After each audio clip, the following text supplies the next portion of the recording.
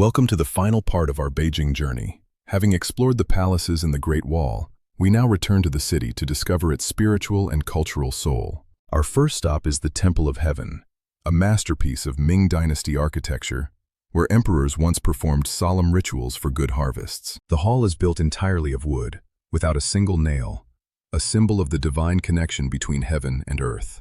Every detail, from the numbers of pillars to the patterns on the ceiling, mirrors ancient Chinese cosmology and the cycle of the seasons. If you like this content, please help us by hitting the subscribe button and notification bell so you can be notified when we upload additional content. At the circular mound altar, the emperor would offer sacrifices to the heavens during the winter solstice, standing at the very center of his world. Nearby, the echo wall demonstrates the ingenuity of ancient acoustics, carrying whispers across its vast circumference. The surrounding park is the living heart of the community.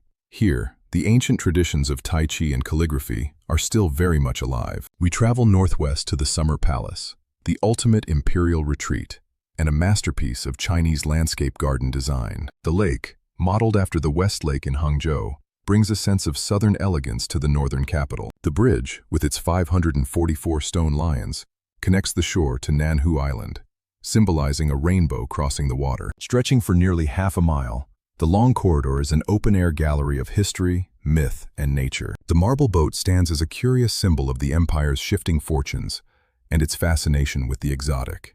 We return to the city center to visit the Yonghe Temple, the most important Tibetan Buddhist monastery outside of Tibet. Within the Pavilion of Infinite Happiness stands a colossal Buddha, a world record carving that embodies peace and compassion. Nearby, the Confucius Temple offers a space of quiet, scholarly reflection, honoring the sage whose philosophy shaped Chinese society for millennia. The sounds of traditional instruments like the guzheng still resonate through the city's courtyards, a bridge to the artistic past. From ancient temples to modern marvels, Beijing continues to reinvent itself, as seen in the bold designs of the Olympic Park. In the 798 Art District, the city's contemporary creative energy is on full display, transforming old factories into icons of culture. As our three-part journey concludes, we see a city that is both a living museum and a dynamic, ever-changing metropolis. Beijing is a place of deep layers and endless discovery.